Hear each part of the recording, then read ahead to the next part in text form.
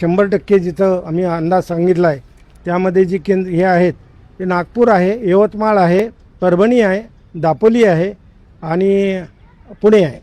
या ठिकाणचा जो डेटा आहे तो 100% कोरिलेट झालेला आहे व्यवस्थितपणे आणि तो कोरिलेट झाल्यानंतर त्याच्या अंदाजानुसार तिथं नॉर्मल सरासरी एवढा पाऊस सरासरी एवढा 100% पाऊस पडणार. पडण्याचा अंदाज आहे. त्यात प्लस मायनस मॉडेल एरर आहे 5%, म्हणजे 95 ते 100 किंवा 100च्या वरती 105 पर्यंत काही ठिकाणी होऊ शकतो. त्या परिसरामधला सरासरी पाऊस आहे हा. आता त्यानंतर जे पश्चिम महाराष्ट्र आहे, राहुरी तिथं सरासरीने 400 मिलीमीटर पावसाचा अंदाज दिलेला आहे. सरासरी आहे त्या सरासरीचं 400 मिलीमीटर, म्हणजे तो आहे साधारणपणे 99%. मग 99 वजा 5 केलं तर 94% तरी पाऊस होणारच आहे निश्चित.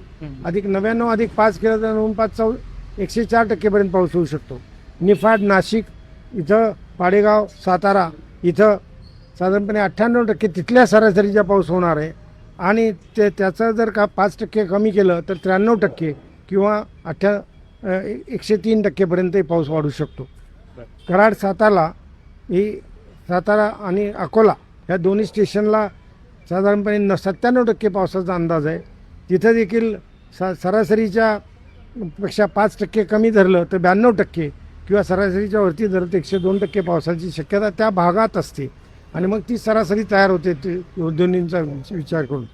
कोल्हापूरला जळगाव, शिंदेवाई, चंद्रपूर या स्थानिकात 96% सरासरीच्या तिथल्या त्या स्टेशनच्या, म्हणजे कोल्हापूरची 643 सरासरी, जळगावची 618 आहे, शिंदेवाईची 1132 आहे. त्याच्यात 96% पावसाचा अंदाज आहे.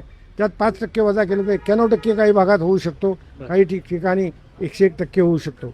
धुळे इथं मात्र क्रिटिकल परिस्थिती यावर्षी आहे. त्याला कारण असं की बरेचसे हे जे पॅरामीटर आहेत ते नीटपणे कोरिलेट जे झाले ते 94% पर्यंत सरासरीचा पाऊस आहे धुळ्याला.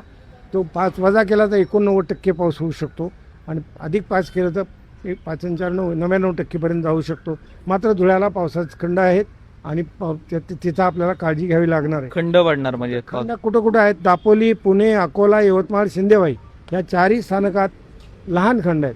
तर मध्यम स्वरूपाचे खंड कराड, पाडेगाव, निफाड, नाशिक या स्टेशनला मध्यम स्वरूपाचे खंड आहेत. मोठे खंड देखील आहेत आणि ते आहेत राहुरी, कोल्हापूर, राहुरी म्हणजे अहमदनगर, कोल्हापूर, सोलापूर, धुळे, जळगाव, परभणी, नागपूर या स्थानिकात मोठे खंड पडण्याची शक्यता आहे.